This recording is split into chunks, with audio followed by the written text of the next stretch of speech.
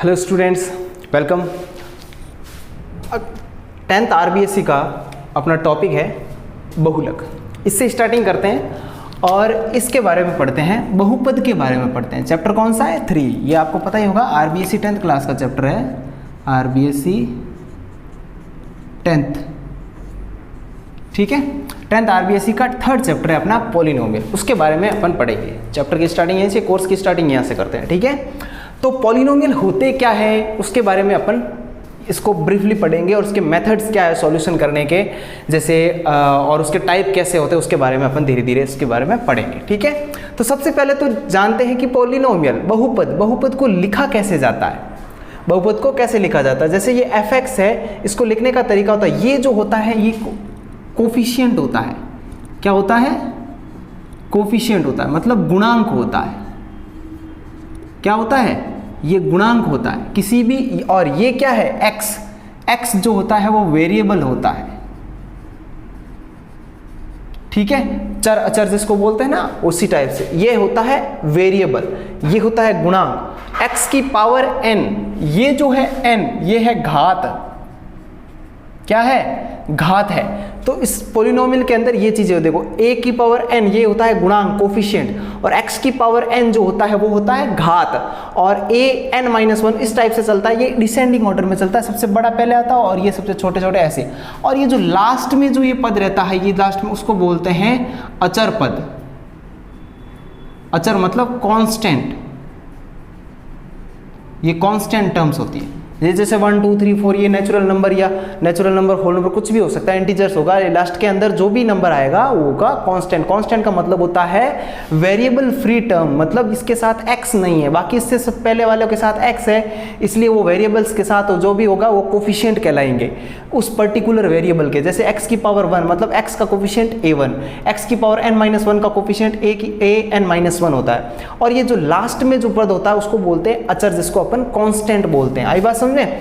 अब बात करते हैं कि बहुपद के प्रकार, मतलब टाइप्स ऑफ पॉलिनोमियल। पॉलिनोमियल जो अपन पढ़ रहे हैं ये कितने टाइप के होते हैं? ऐसे तो बेसिकली बहुत टाइप के होते हैं, मोनोमियल, बाइनोमियल और ट्राइनोमियल। बेसिकली अपन इस चीज में इस वाले वीडियो में अपन पढ़ेंगे।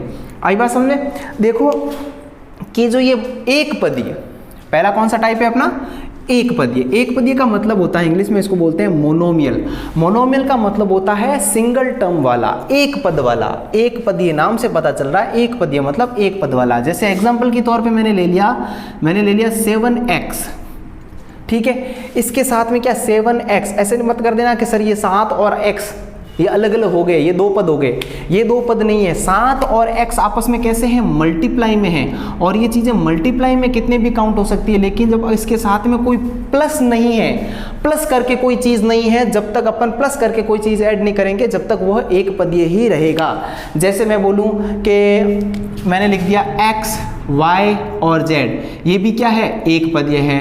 x², y² और z², ये भी क्या है? एक पदीय है। अगर मैं कर दूं कि x + y कर दूं तो वो प्लस करके कोई चीज नहीं होनी चाहिए, तो प्लस कर दिया तो वो कैसे पद बन जाएंगे? दो पद बन जाएंगे, ठीक है। इसलिए ये इसको बोलते हैं एक पदीय। एक पदीय का एग्जांपल हो गए 7x, xy, मतलब कोई भी एक टर्म्स करके कर लो वो एक पदीय कहलाता है। आई बात समझ में? एक पदीय किसे कहते हैं? जिसके पास एक पद हो वो एक पदीय कहलाता है। द्विपदीय, द्विपदीय नाम से पता चल रहा है, द्विपदीय मतलब दो पद वाला। आई बात समझ में? द्विपदीय मतलब दो पद वाला। जैसे एग्जांपल के तौर पे लेता हूं मैं, एग्जांपल देखो 7x + 3, 7x + 3 कर दिया।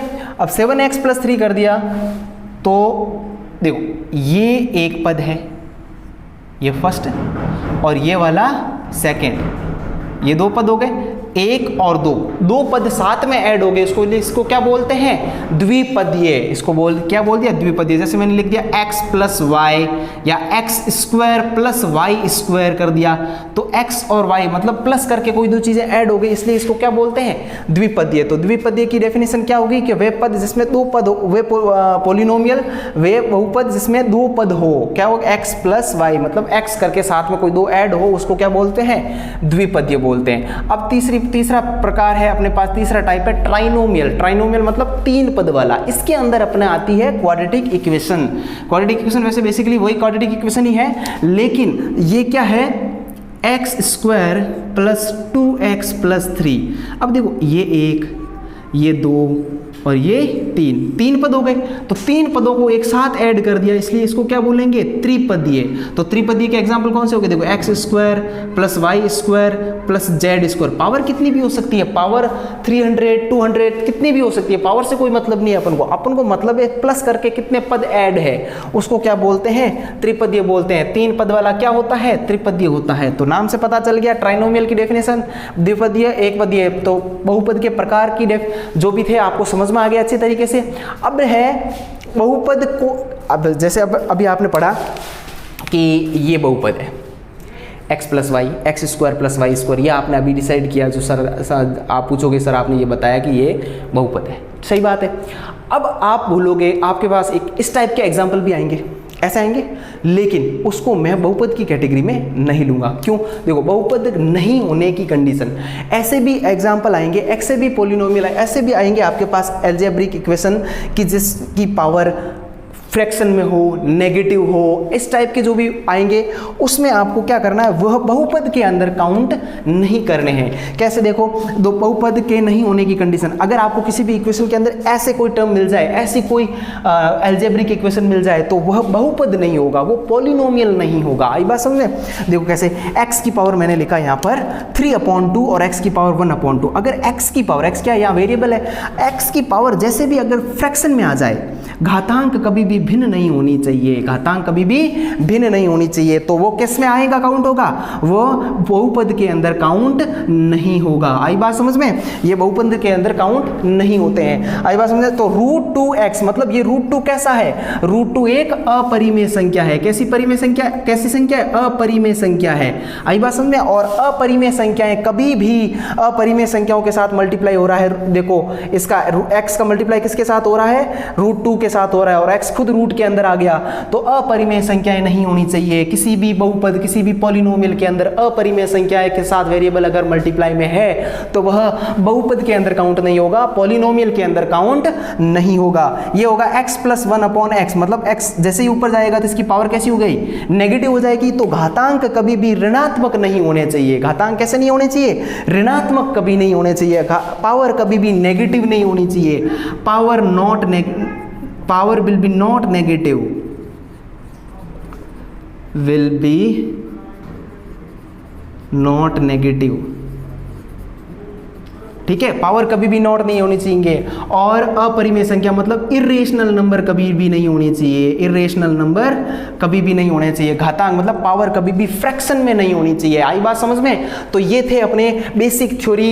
इस बहुपद को सीखने के लिए जो सम नॉर्मल जैसे इसकी जो बेसिक थ्योरी होते हैं ना, जैसे बहुपद क्या होते हैं, लिखने का तरीका, प्रकार और कौन कौन से बहुपद नहीं होते। और एक चीज ध्यान रखना, अगर मैंने लिखा πx + 2 = 0 तो यह बहुपद नहीं होता है। क्यों, क्योंकि पाई कैसा है, पाई एक अपरिमेय संख्या है। अपरिमेय मतलब इरेशनल नंबर है। इरेशनल नंबर कभी भी पॉलिनोमियल के अंदर काउंट नहीं होते हैं। तो पाई अगर किसी के साथ आता है तो वो पॉलिनोमियल नहीं होगा, वो बहुपद की कैटेगरी के अंदर नहीं आएगा। आई बात समझ में। तो ये एक बेसिक सी थ्योरी थी जो अपन ने इस वीडियो के अंदर देखी।